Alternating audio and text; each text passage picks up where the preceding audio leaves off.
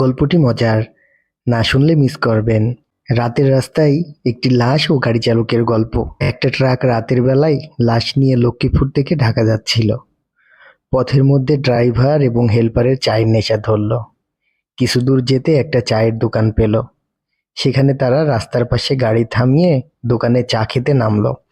তারা যখন দোকানে বসে চা খাচ্ছিল, একদিকে এক লোক ঢাকার উদ্দেশ্যে বাড়ি থেকে বের হয়ে দীর্ঘক্ষণ অপেক্ষা করেও ওই রাতে সে কোনো ঢাকাগামী গাড়ি পায়নি। গাড়ির অপেক্ষায় রাস্তার পাশে থাকতে থাকতে অনেক রাত হয়ে গেল। গাড়ি না পেয়ে রাস্তায় বসেছিল। হঠাৎ লোকটা ট্রাকটি দেখে ভাবল, এই ট্রাকটি খালি। ড্রাইভার এবং হেল্পারের চোখ ফাঁকি দিয়ে উঠে পড়ি। যেমন ভাবনা তেমনি কাজ। উঠে পড়ল ট্রাকে। ট্রাকে উঠে অন্ধকারে লাশের ওপর বসে পড়ল, কারণ অন্ধকারে কিছুই দেখা যাচ্ছিল না। অতঃপর ড্রাইভার ও হেল্পার চা খাওয়া শেষ করে যথারীতি গাড়ি চালিয়ে যাচ্ছে।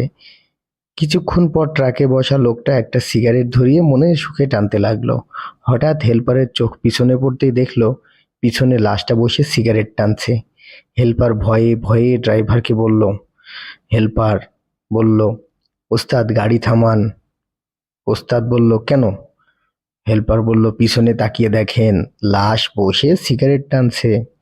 ওস্তাদ বলল, দূর বেটা, এইটা কেমনে হয়? হেল্পার বলল, দেখেন না আপনি। এবার দুজনে গাড়ি থেকে নামলো দেখার জন্য যে ব্যাপারটা কি। লাশের ওপর বসে থাকা লোকটি সিগারেট টানতে টানতে বলল, কিরে, গাড়ি থামালি কেন?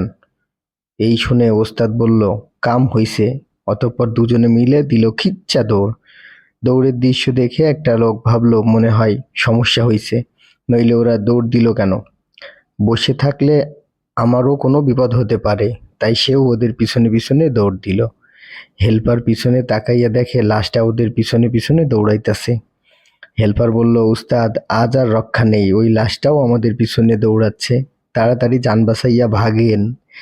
সত্যি করে বলেন, মন খুলে কতদিন পরে হাসলেন? গল্পটি ভালো লাগলে চ্যানেলটি সাবস্ক্রাইব করে পাশেই থাকুন। ধন্যবাদ।